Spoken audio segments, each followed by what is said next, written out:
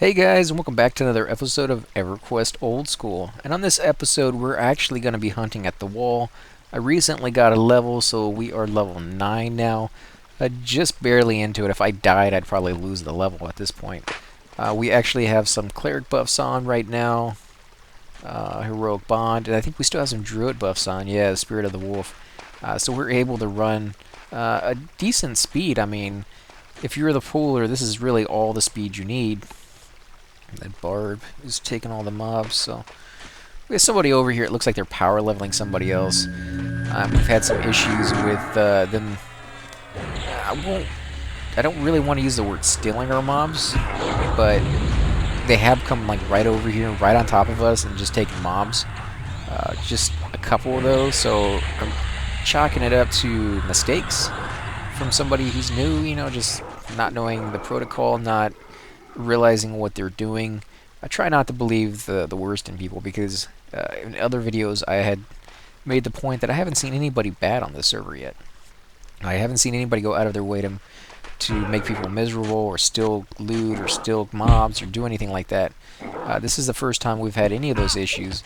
Maybe it's because I'm so low level right now that you just don't run into those people because they're in every game, but I'm kind of leaning towards the fact that it was just an accident. He apologized after the fact, so I'm going to go with that until I know otherwise. But, you know, when things like that happen, it's easy to get upset. I saw the group was already doing that. They're like, this guy needs to leave. This guy, stop healing him. I was like, you know, come on, you know. Could I get a re-invite? Got kicked. Where's Z-Dog? Oh, there he is. Completely not paying attention.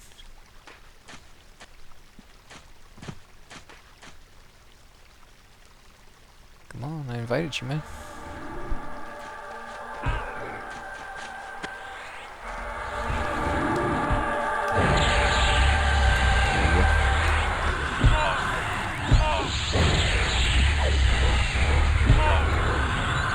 You see, they were asking who's leader, because you can't tell. There's no little star by your name. There's no highlighted. It's not the one at the top of the list in this game. There's nothing to show you who the leader is and who's not.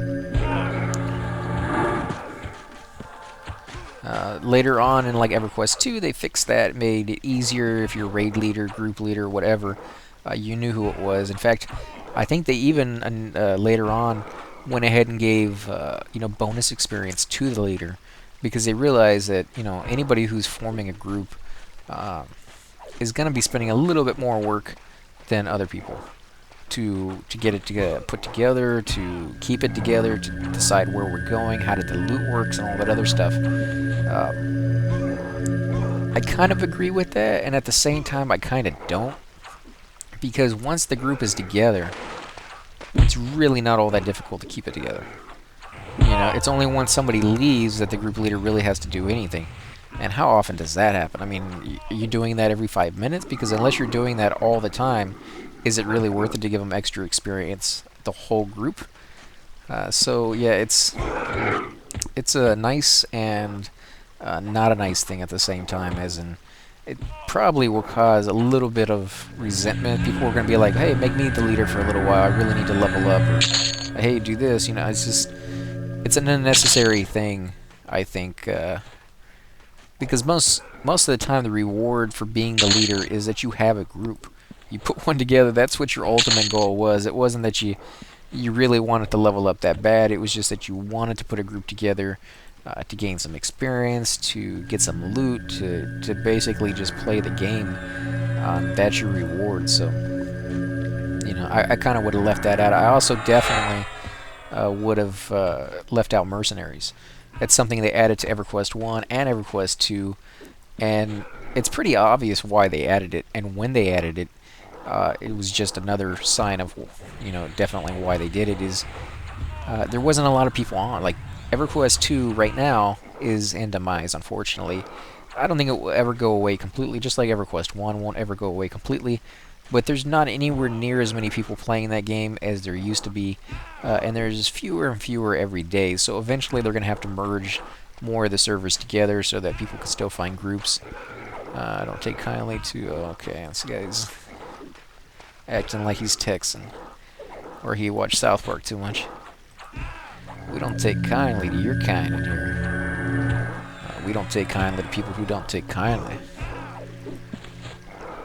But yeah, it's a little weird.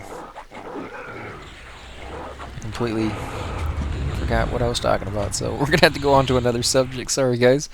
I'll have to go back and watch that and see exactly. I'm sure I'll remember here in a minute. I don't know why I just spaced on that. Thinking of South Park, I guess. Oh yeah, the mercenaries. There we go. I knew I'd remember it.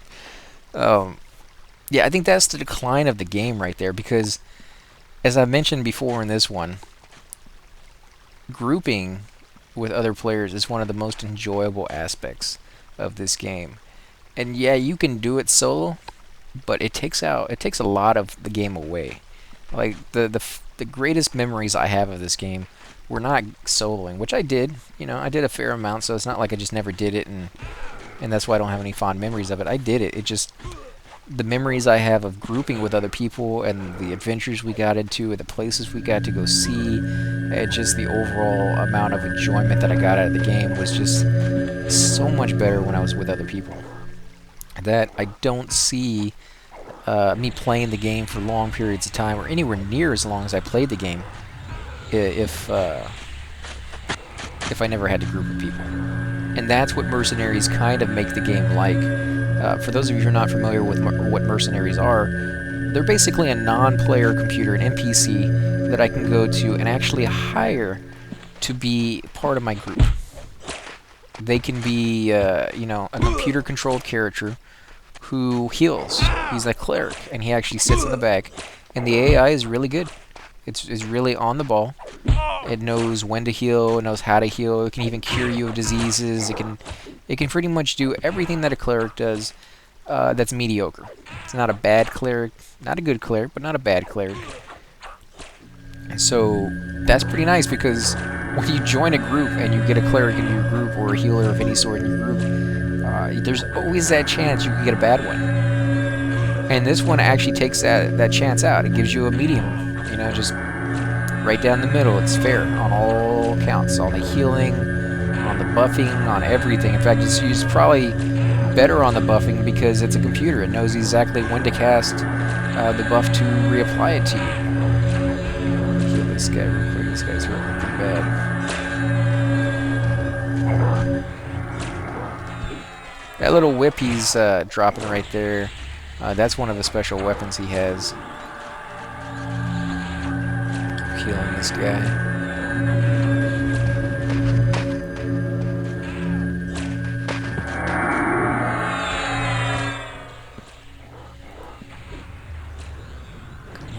Kill it already. How close is he to death? 40%? Was it running?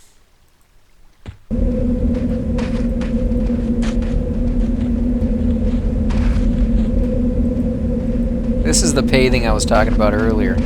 He ran backwards to run forwards, because his pay told him that the route he was going was basically a dead end. You gotta go back. Take a left, go around this imaginary whatever, and come back the exact same path you were going, but on a different track. I do, but I only resist my spells. Just zone it. Okay, well, I guess we're gonna run it. Maybe not.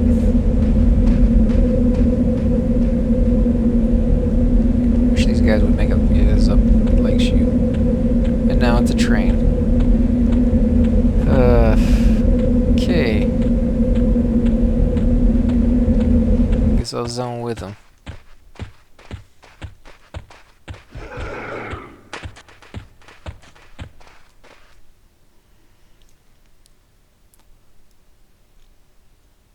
But yeah, see, with the mercenaries, I believe that really took out a lot of the need to find groups. A lot of people who never soloed before because it's just a nightmare for their class to do it, was now able to do it just fine. In fact, more than fine with the right class. If you were a tank, a warrior, I mean, you couldn't solo. You could, but it would take you forever to get a kill because you're not a DPSer, you know. And so you would go through your entire life killing this creature, and you would kill it, but you'd be at like 40% health, and then what? Then you have to sit there and wait for your life to go back up. You'd be able to use Bind Wound if you were really hurt, but then, you know, the last 60% of your life you still have to use, or 50% of your life, whatever it was that you could Bind Wound up to, and then it stopped. You'd have to sit and wait for your life to go back up. But you would never have to do that if... Hold on, let me heal these people. But you wouldn't have to do that anymore if you could just go down there, hire a mercenary for, you know, 10 or 15 gold for every 30 minutes that it's with you, and he'll just constantly heal you the entire time you're there. Well, then what do I need a group? I can go out and solo just fine. In fact, now I don't have to share loot. I don't have to do, you know, any of the bad things that you normally would have to do, as in you'd actually have to pay attention to what you're doing. If something happens, it's just you can run it. You don't have to let anybody know you're running. You can really get nice in the sense that you can go to places that you normally would never go to, because just finding groups or finding somebody to go with you was incredibly difficult. But in the sense that it kind of broke the need to find other players to group with. And one of the biggest things that I've said before in this game, heal this guy. One of the biggest things in this game is that it forces you to interact with other people, which is why I think people interact with so many people, or so many good groups have come from. This guy's totally gonna die if I don't do something. Kill this guy already. 2%? Seriously? Thankfully this other guy's healing him.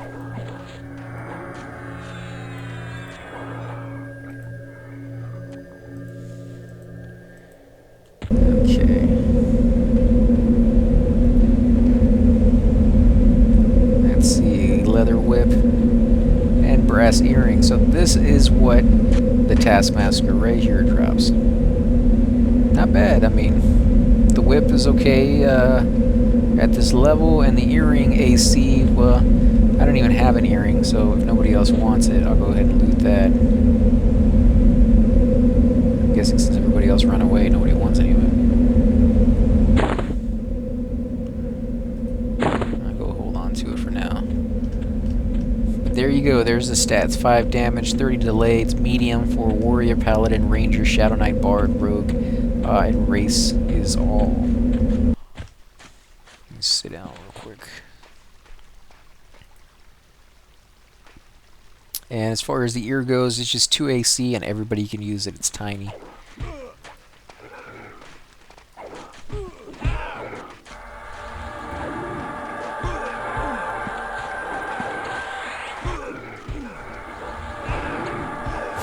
I guess he probably shouldn't have pulled right now, but I think we'll be fine. These are Centurions. They're pretty low level. They're just blue, so I think the damage isn't spread out too much to some of the casters, which is actually who's getting hit right here. We should be fine. But again, like I was saying with the mercenaries, you know, if you got 2 people, you could each go out and get a mercenary yourself and group together, and then you'd have 4 people right there. So 3 people can make a full group of 6. Nice, yeah, because you don't have to sit around and wait for groups, but then when somebody logs on and you already have your mercenary, what's the incentive to tell your mercenary to leave other than the cash, which is, you know, very, very small because they try to make it affordable for people. You know, to invite him into the group. So now you have computer players taking up space that real-life people could be filling, but aren't. You know, it seems, you know, I'm not being prejudiced against AIs or anything like that and saying, well, they're not worth it compared to a human person, but they're not getting any enjoyment. That's just their programming, you know. Whereas you're a living person who can get a lot of enjoyment out of playing the game, and now you're not going to get any because you're sitting there waiting, or you're forced to do what everybody else does, which is go get a mercenary and go off hunting by yourself. Yeah, because that's real exciting to do for 2-3 hours while you level up is to play by yourself. If I wanted to do that, I'd play a regular game that wasn't an MMO. I mean, why am I playing a massively multi-online game so I can play by myself? That seems, you know, completely contradictory in terms when you're doing that, and yet that's the direction they took the game towards the end. a lot of people liked it. So I'm not putting it down, but it's not for me as far as what I enjoyed out of the game was the people. And so when they took that out or kind of made it a whole lot easier to get along without people, I was like, well, then what's the point? I'm not really going to get a lot of enjoyment out of this. But at higher levels, I actually found that there was still plenty of people who were grouping together, and there's a lot of people like me who, the grouping is the #1 reason they play the game. So that was kind of nice to find that out at least. And in Everquest 2, I remember doing just mainly raids, just with my guild. I would do a raid or 2 raids every week. And those were incredibly fun. I mean, those were just a blast because it was challenging. I got to hang out with not just one group, but 4 groups. We had voice chat, so I got to hear all these crazy people and their crazy accents, and it was just an incredible good time. And for a while there, I was actually their main tank, so, everybody was listening to me when I was like, okay, now it's time to pull, and everybody would get quiet and be like, okay, let's do something. And so it was kind of cool. It was really just a great experience overall. And I still remember those guys. I wish I kept in touch with people. I tend to lose touch with people a lot easier than most. It takes 2 people to keep a friendship alive. And unfortunately, I always leave it to them to do it. Like they have to be the one to contact me. If they contact me, I always say hello, and I'll go on talking for hours like I do with you guys. But for some reason, it just never dawns on me in an average day to be like, hey, why don't you call them up and say, hey, just see what's going on. I just don't do that. I don't know why. Part of my personality, I guess. But so I lose touch with people I played with for years, unfortunately, and that sucks because they were really, really good people. And when you know somebody for that long, you get to know like all their ins and outs. And normally people don't talk about like medical problems or who they're dating and their wife problems and things of that sort to just complete strangers. And they opened up to me for a lot of those issues. A lot of the people I would play with would talk about that kind of stuff. So felt privileged that I got to know them that well. And then to lose complete contact shows just how much I cherish that. But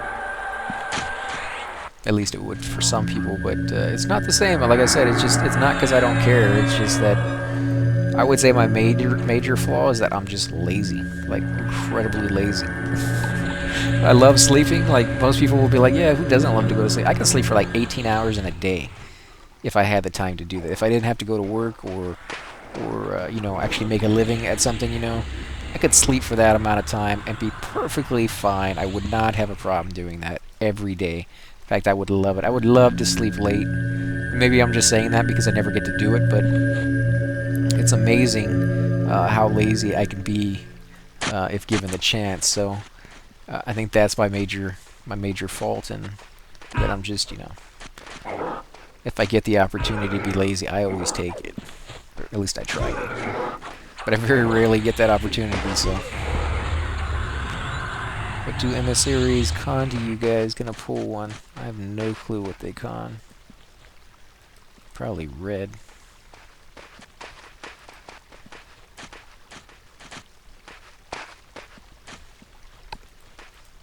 But yeah, you'll never catch me using a mercenary. Not on this game, not on Everquest 2. I will never use a mercenary unless it's just a tutorial video to show somebody how it's done.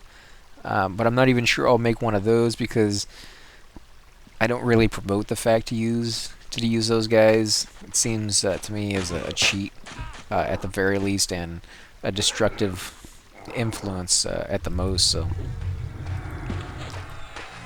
But let me know what you guys think. Maybe you guys love it. Maybe you have a different point of view, a different take on the whole mercenary things. Maybe you guys were like the Shadow Knights I used to play, where I could never find a group with that class, so I made the Cleric. Maybe you guys just never went that route. Maybe you just never found groups, and so you soloed all the time. And when mercenaries came around, they were like a godsend to you. They were just your way of actually being able to do something for once, which I can understand that point of view if that's what actually happened. But I never met anybody like that because, like I said, I always hung out in groups.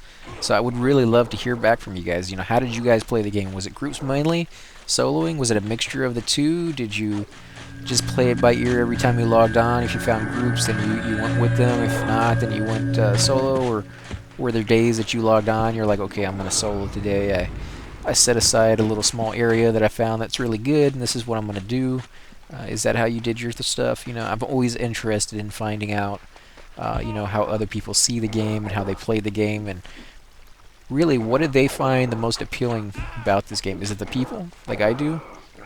Is it the fact that it's slower pace versus other games that are just so fast paced that sometimes you actually have to stop and just to be able to take a break, just to be able to give your hand a rest from constantly moving around and pulling all the time? Is it the you know, the fact that you play the game back in the day and it's that nostalgia feeling that when you go back and you're like, oh, okay, I remember this, and I had good times. You guys need a bard, yeah. I think we're doing fine right here as it is, and we are full, so. And again, guys, if you do reply back, I will make sure that I give you guys a shout out, mention your name, and you know, what your reply was, let everybody know. Unless, of course, you put down in the comments that you don't want that, you'd rather stay anonymous, or you just don't want to have your name on camera, or whatever the case may be. But I try to make you guys feel like you're part of the videos, because you definitely are. If you guys suggest that I go to a certain zone, then hey, that's where I'm going. So you guys really get to pick and guide the videos that I make. You know, if you guys get tired of seeing me over here and you have a better suggestion about where I can go with this level, and that I can possibly find a few groups over there, then I'll do it. I'll go over there and see what I can find. At the very least, I'll make a video of my journey, and then getting over there and dying a few times or something along the lines of that, but I'll taunt in a minute. Okay, so they're spreading out the joy between the two of them, since I haven't been able to keep up with healing. They're just taking so much damage taking these guys on.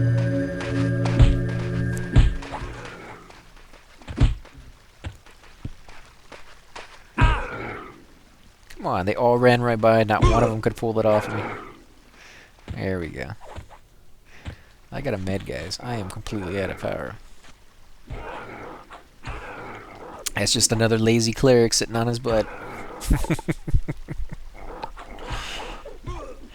I don't know how many times we used to hear about that all the time. You just sit on your butt all the time. And it's just, what else am I supposed to be doing? I'm a cleric. You want me going out pulling? I can do it. I played my shadow. I know how to pull this room. I know how to do it. I'll die before I get back. Or no, I'll die as soon as I get back. I can pull it without taking any hits, but the moment I come back in... Because at the later levels, some of these guys actually triple hit, which is one... What is this? How did this guy get up here? That's not even supposed to be possible. On the wall? Oh, great. And now what's he going to pull with him? That's going to be pretty nasty. It's probably going to come from behind me. No, there he comes. This is going to be... Okay, that wasn't too bad. But you see, the paving is just weird in some of these places. The fact that they can cut across the water, and yet they had to go across the bridge to do it. I mean, you know. The fact that they can cut across the water and get up a ledge that is way, way too steep for them to actually do. And I'll show you guys what that looks like. Oh, no, there's a ladder right there. Maybe that's what they did. They climbed up the ladder. That's crazy. I've never seen them use the ladder before. I mean, I guess it makes sense. That's how they would do it, but... I mean, since when did their paving ever make sense?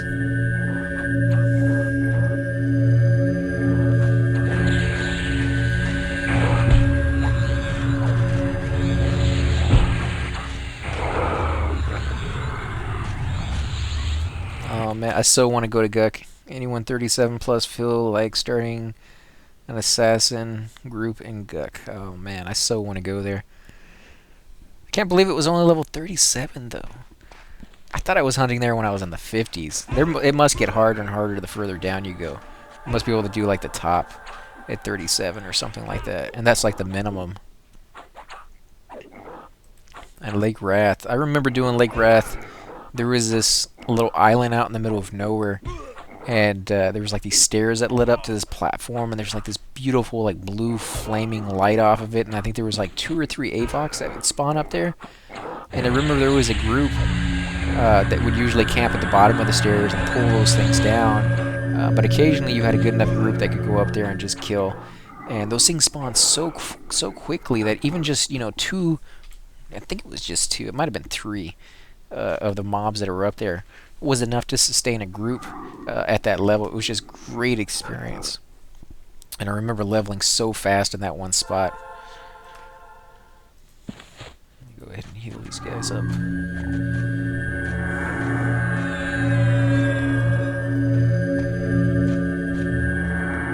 But other than that one spot in that zone, there was really nothing else for that zone to offer as a way as groups go.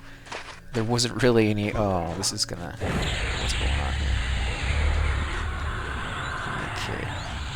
You gotta be aware of trains. It happens.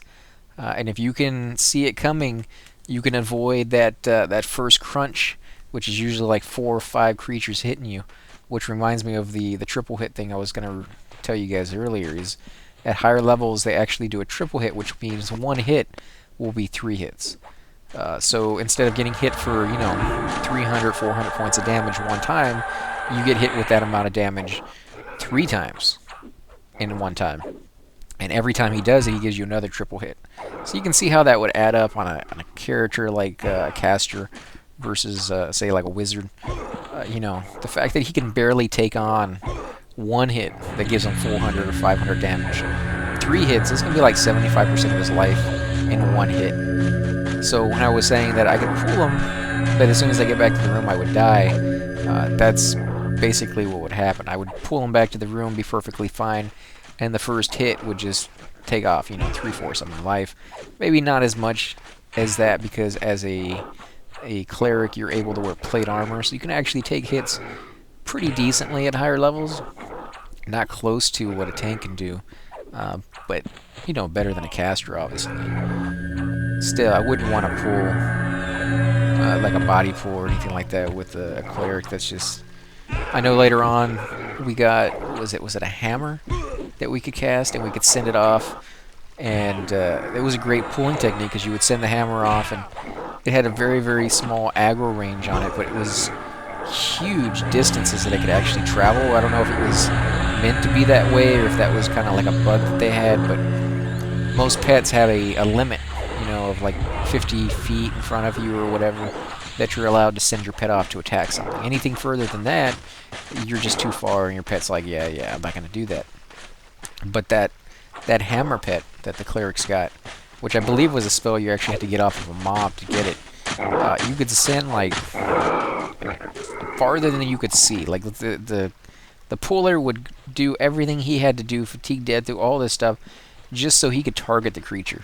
And he may be targeting him from really, really far away. Like, he can't even see it, but he's able to click on the little dot in the distance far. And once he targets it, then you assist, and you send your pet off. And your pet goes around the corner, down the hall, up the stairs, all, you know, 4 floors away, hits that creature, and now you have the aggro, and he's running right back to you. Of course, before he gets to you, he's going to be pulled off by the tank or something like that, but it made for really interesting pulls by the cleric. And, you know, I can't really say it was really by the cleric, because most of the work was done by the puller. Whoever had to target that guy, that was where the work came in. It was difficult to even get close enough to target these guys sometimes, so let's see, what are they saying? You gotta go. Yeah, I think we actually do start in diaper-looking things, which is, like I said, everybody starts halfway naked, or not even halfway. It's more like 20% naked. Because really all these guys are wearing is like a loincloth and a t-shirt or something, a tunic, which doesn't cover your sleeves or anything. It's really quite revealing. It's kind of interesting that they did it that way, because I had never played a game like this. I had never played a game where when you died, there was anything other than reload your old save game. So it was kind of completely new, actually, to see their take on it. Whereas you died, now you gotta go get your corpse back. That was just mind-blowing. I gotta go get my corpse back. I'm dead. I have nothing on. And I have to go run back and find my corpse. How am I gonna find my corpse? The first time I died, I had no clue that this was going to be the case. That when you died, you had to find your corpse. So I was playing my Shadow Knight over there in the forest, and if you guys aren't familiar with that episode or those videos, you can, or that area, I should say, you can watch my videos on it. It is big, it is dark, and it is very, very easy to get lost. And the paths are far and few in between, so that for the most part, if you're not afraid, you can get off of the path, and you can be really, really, really, really far off the path. Get turned around, no clue where you're at, and then I died. Out there, in the open, no clue where I was at. And how do you find your corpse? Well, I was very lucky that I was a Shadow Knight, and that I didn't die until I was like 9 or 10 or something like that. And I had gotten my first level spells, which allowed me to do a spell which allowed me to search for the nearest corpse of the person I had selected and point me in the right direction. So it's just a spell you cast on yourself or whoever you're trying to find the corpse for, and if they have a corpse in the zone, it literally will turn your character, and just be like, poof, now you're pointing that direction, and you just go straight. And your corpse is in that direction. If you go completely straight the whole way there, you're going to run across your corpse. And so I was able to find my body that way, but man, if it hadn't been for that, there was no way I would have got my body back. It was just a completely new concept to me that was even a remote possibility that could actually happen. My mana pit, my pick, pull it, I think. Okay, they're talking about something else. I guess we're going to lose somebody here, Z-Dog.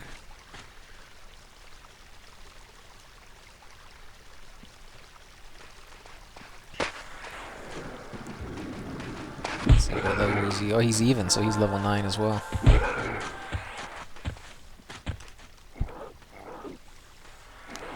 Go ahead and toss him a heal. The armor he's wearing looks to be warrior armor.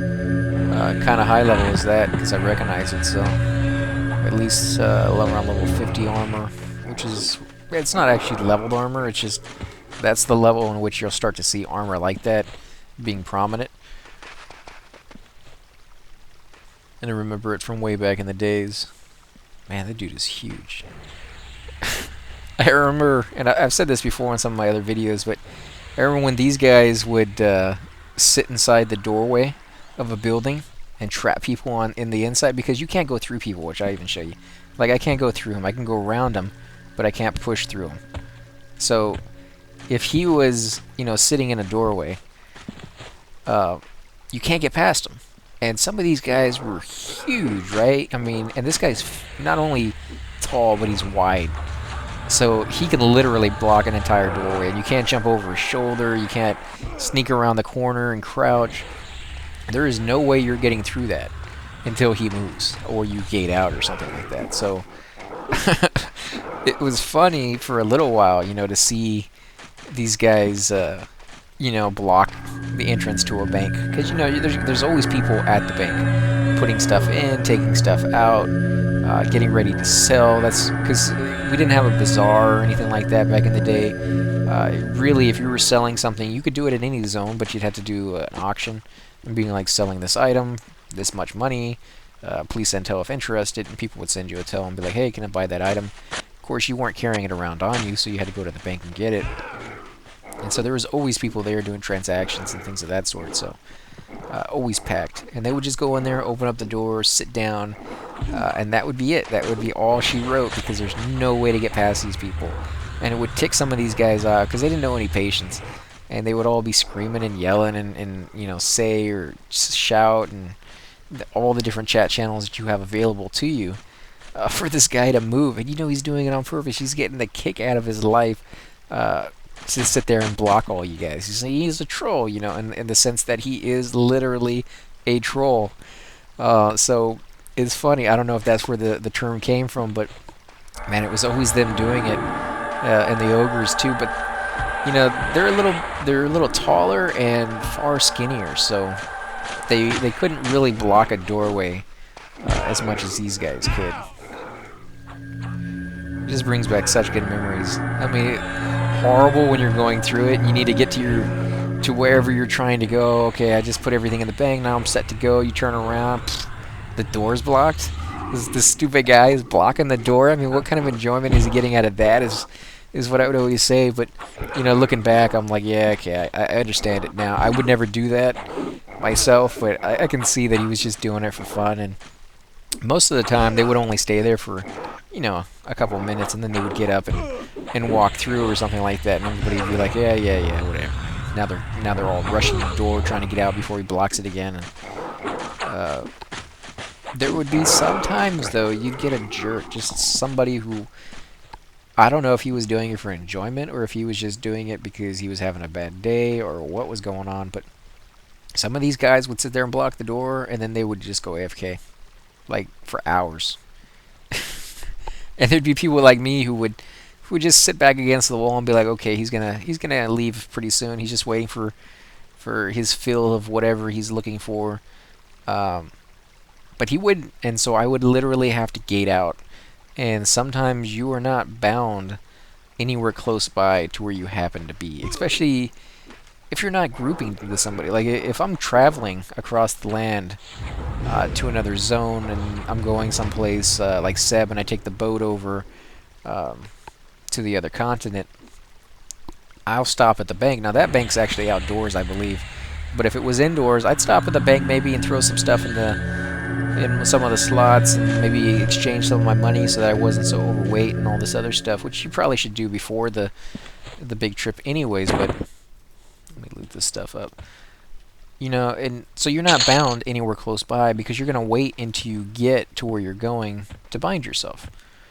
And then something like this happens, and you're just like, oh, great. So you just wasted an hour and a half of my gameplay because now I'm all the way back over in Greater Fedor. I have to take the boat and wait for it to get over there, and it really does suck really bad when that happens. So I never liked it when they did it too long, but it was funny when they only did it for a few minutes. So if you're one of those guys who used to sit there for a long period of time, you know, leave down in the comments, you know, what did you get out of that? I mean, what was the motivation? Did you really get that much enjoyment out of making people's lives miserable? Because for a few minutes, okay, that's funny. Even I would laugh at seeing some of the reactions some of these people had at not being able to move for half a second, but going away AFK for half an hour or something like that, that's just, you know, ridiculous. I mean, who does that? Let's see, it's not, I just don't want to twist when you have so the bard's trying to decide what songs to twist.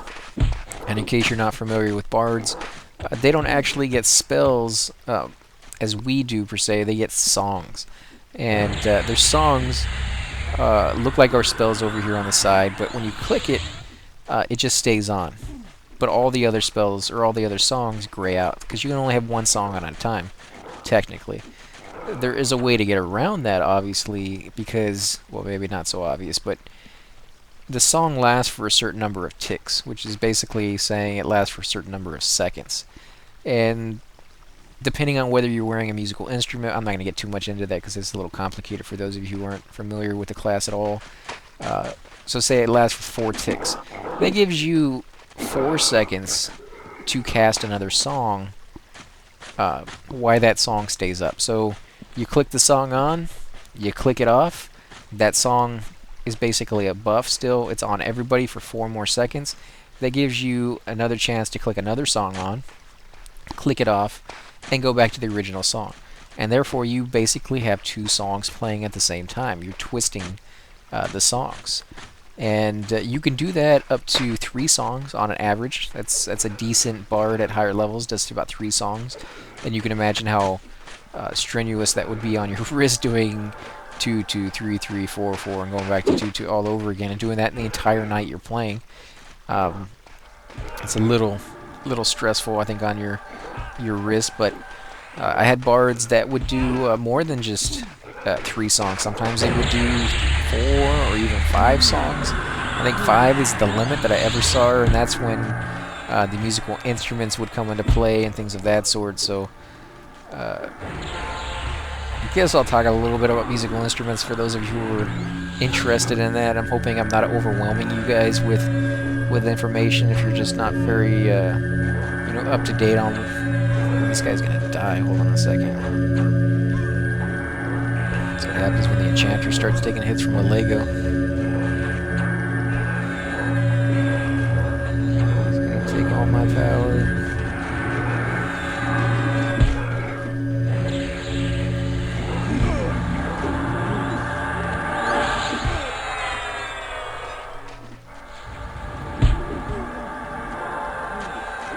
Nice. I save his butt, he saves mine.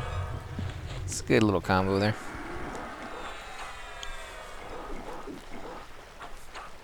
But yeah, okay, so for bards, instead of using a weapon, you could use a musical instrument like a lute or a drum. And just like with every other class, certain spells, and in their case songs, use different skills like divination or mitigate, or not mitigation, but if I actually, where would I look at that? There we go. Like abjuration for this one is the skill that's being used. You'd find out what the skill is for that specific song that you wanted to play, and then find out what musical instrument you needed to enhance that skill. So, say you were using the drum, which I saw a lot of people use the drum and the lute. I think were the most obvious. The lute is kind of like a mini guitar, for those of you who are not familiar with that one. Let me run over here real quick where it's safer. But you'd put that on, and then when you use that song, instead of lasting for only 4 ticks, it may last for 6 or 8 ticks. So it's giving you a few more seconds, and those few seconds will allow you to cast a few more songs before you have to go back to it. So you can see how that would, especially if you could find the right combination of songs that used that same skill. Now most of the time you would find maybe 2 songs that you like that use a certain skill, and the other ones would use, the other 3 or 4 skills that you had available to you. So those would all still last only the 4 ticks, because you're not getting any bonus for those. But those other 2 songs would last longer, so you were able to, like I said, throw in a few more songs here. Oh, this is going to be horrible. Train. Choo-choo. Oh, I'm so overweight, I don't think I'll last. Somebody else, come on. I don't want to be in the back. I don't want to be last.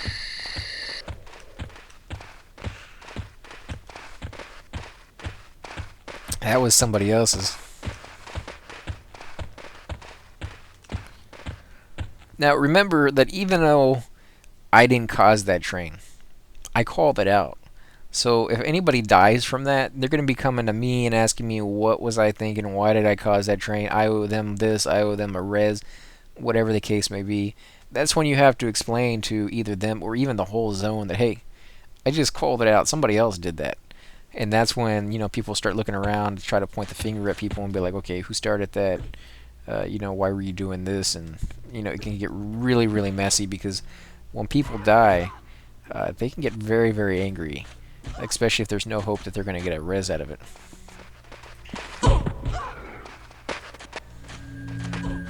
Don't zone. There we go.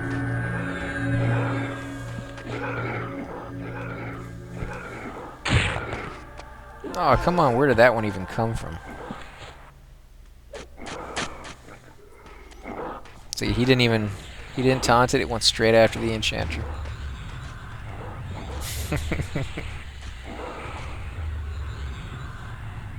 We're going to go ahead and take a break here, guys. I'll end the episode. I want to thank you guys for watching. I also want to remind you that if you like these videos, then please hit the like button and subscribe. I've been trying to get into review more video games, and whereas I am happy with the viewer base that I have right now, video game companies, they do look at how many subscribers you have and say, The more you have, the more likely you are to get that video game or get that permission to review that video game. So if you have any friends who you think might enjoy the channel, then feel free to let them know about it. I would definitely welcome a few more viewers, and hopefully that will lead to me being able to review a few more games that hopefully you guys will also enjoy. So again, guys, thanks for watching, and I'll catch you on the next video.